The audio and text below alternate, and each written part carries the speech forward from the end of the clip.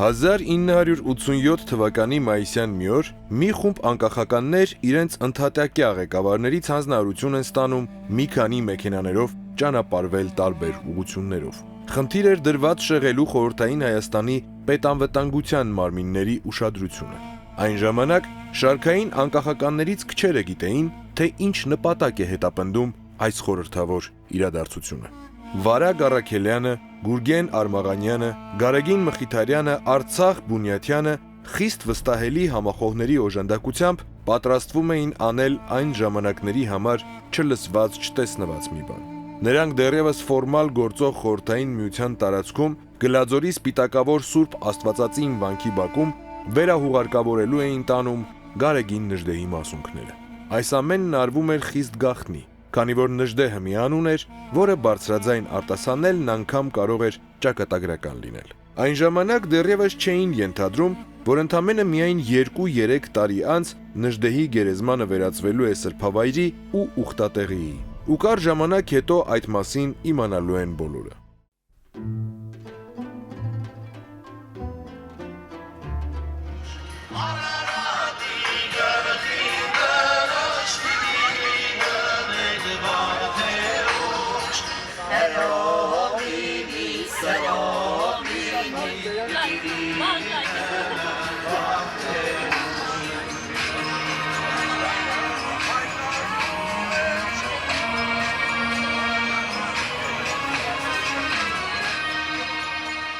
Արդեն տասնյակ տարիներ դեպի Սպիտակավորի եկեղեցի կատարվող ուխտագնացությունն ավանդույթ է դարձել։ Հունիսի 17-ին բազմաթիվ երիտասարդներ, որոնք կարող են մոտ 9 կիլոմետր ոտքով հաղթահարել, սովորական արշավ նիսկական ուխտագնացության վերածելով միահամուռ կերպով հավաքվում ու Երևանից մեկնում են Վայոց ձոր։ Մեկնում են անհատներ, որոնք նախապես միանում են խմբերին, նաև տարբեր հասարակական կազմակերպություններ ու ակումբներ։ Կազմակերպման հարցում փոքր չէ նաև հանրապետական կուսակցության երիտասարդական կազմակերպության դերը։ Տարիներ շարունակ հայ երիտասարդությունը, Հայաստանի հանրապետական կուսակցության երիտասարդական կազմակերպությունը կազմակերպում են ուխտագնացություն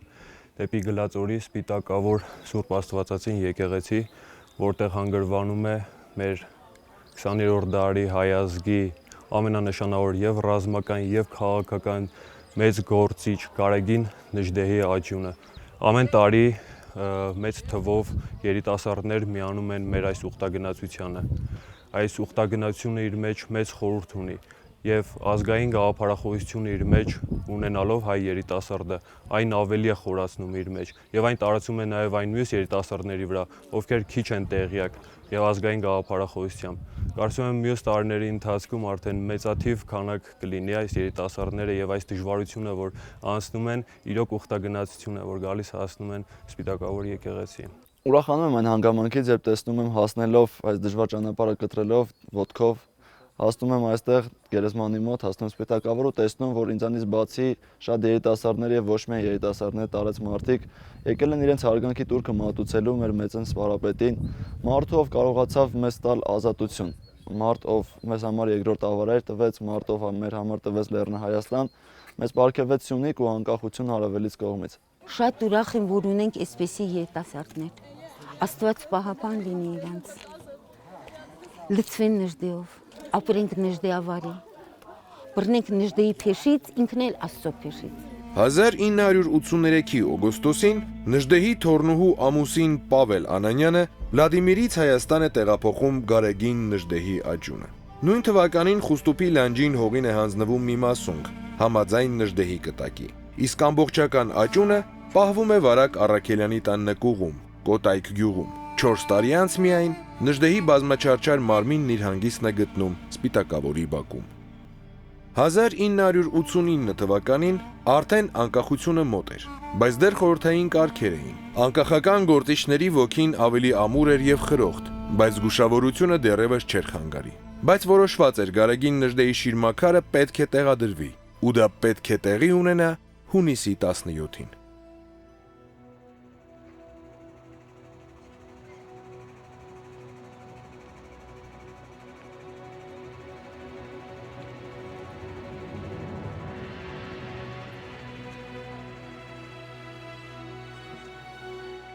Հունիսի 17-ը բանաստեղծ Պարուշ Սևակի մահվան օրն է։ Այդ օրը ավտոմեքենաների շարասյունը, որ տեղափոխում էր Նժդեհի տապանակարը, իրականում ճանապարհ էր բռնել Սպիտակավոր, բայց պաշտոնապես Զանգակատուն, իբր հարգելու Սևակի հիշատակը։ Սևակը կներեր, լավ գործի համար էր պետք։ Նրա օգնությունն այդ ժամանակ ՊԱԿ-ի ուշադրությունը շեղելու համար ուղղակի անհրաժեշտություն էր։ Հունիսի 17-ին Պարուշ Սևակի մահվան օրը ընտրվեց, որովհետև արդեն պարզ է ովքեր են խորհրդային ժամանակներում հետևելու, արգելելու, խանգարելու, ընտրվեց այդ օրը, որ շեղվեր, որ չիմանային ինչի համար են գնում սրանք, ուր են գնում։ Ընթացքում կանգնել ենք Սևակի, Պարուշ Սևակի զոհվելու տեղը հարգանքի տուրք, հետո գալուց մտել ենք իր տուն թանգարանը, որ հիմա կոչվում է Զանգակատուն, այն ժամանակ սովետաշեն, եղել ենք իր շիրեմին, հարգանքի ճառ, խոսք, արտասանություն եղել է, արարողություն, մի քիչ երկար, որ էլի իմանան թե դա է։ Ամեն տարի Նժդեհի շիրիմին այցելության մեկնող արշավախմբերն անպայման դադար են առնում Սևակի հուշաքարի մոտ։ Դաշտային ծաղիկներ դնում, հարգում նրա հիշատակը, շնորհակալություն հայտնում։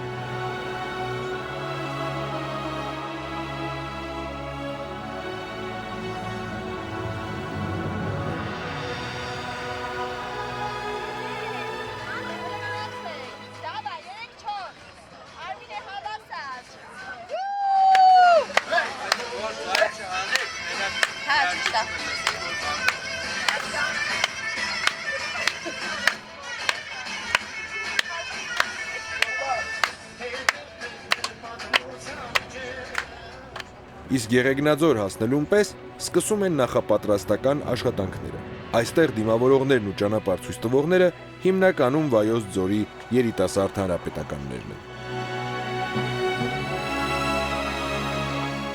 Արդեն տասնյակ տարիներ բազմաթիվ երիտասարդական կազմակերպություններ եւ խմբեր կազմակերպում են իրենց այցելությունը դեպի Սպիտակավոր եկեղեցի։ Հայաստանի Հանրապետական Կուսակցության Վայոց ձորի կազմակերպությունը միշտ պատրաստ է բոլոր առումներով իր աջակցությունը ցուցաբերել մեր այցելուներին եւ բազմաթիվ տարիների ընթացքում մենք միշտ մեր աջակցությունը ցուցաբերել ենք այցելուներին հնարավոր բոլոր առումներով եւ տեխնիկական եւ բժշկական եւ այլն եւ ցանկանում նշել, որ եթե նույնիսկ հազարապատվի մեր այցելուների թիվը, մենք միշտ պատրաստ ենք հնարավոր բոլոր աջակցությունը ցուցաբերել նրանց։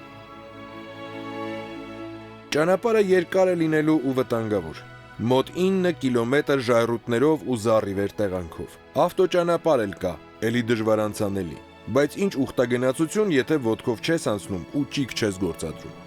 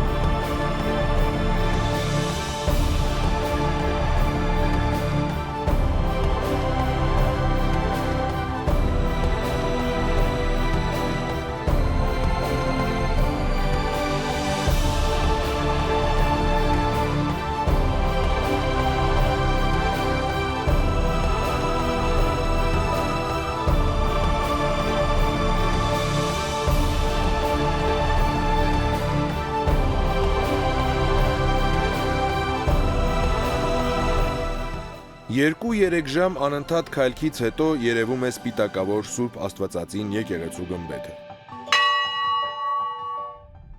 Ըստ պատերին պահպանված արձանագրությունների, այն 14-րդ դարի սկզբին սկսել է կառուցել Էաչի Պռոշյան իշխանը, որի մահվանից հետո շինարարությունն ավարտել է նրա որդին։ Սպիտակավոր Սուրբ Աստվածածինը Վայոց ձորի կարևոր մշակութային, կրթական եւ հոգեվոր կենտրոններից է եղել։ 15-րդ դարում թուրքմենական Կարակոյունլու եւ Ակկոյունլու ցեղերի ասպատակություններին է դիմադրել, իսկ Գլաձորի համալսարանի փակվելուց հետո Սպիտակավորը դարձել է Պռոշյանների կրթամշակութային կենտրոնը։ Լենգթեմուրի արշավանքների ժամանակ վանքը թալանվել է, գավիթն ավերվել, քանդվել են պարսպապատերը եւ այրվել տնտեսական նշանակության կառույցները։ Դրանցից ոչ մեկը երբևէ չի վերակառուցվել։ Ահա այս լեգենդար եկեղեցական համալիրի բակում է ամփոփված Գարեգին Նժդեհի աճումը։ Արվելա հայկական լրիվ այսօրվա հայ քրիստոնյա ավանդական լրիվ տեղով եւ քահանայով եւ օտումով եւ կունկով եւ մատաղով եւ ամեն ինչ շատ մեծ։ Մենք մատաղ մութ բանտերում տանջված ընկեր սուրբ տանջանքիդ մենք մատաղ մութ բանտերում տանջված ընկեր սուրբ տանջանքիդ մենք մատաղ։ Սա կարելի ասել երախտագիտությունն է այս ուխտը Գարեգին Նժդեհին, նրա արած գործունեությանը իր ազգի համար, որովհետև նա կարելի ասել իր ամբողջ կյանքը նվիրել էր հայոց ազգին։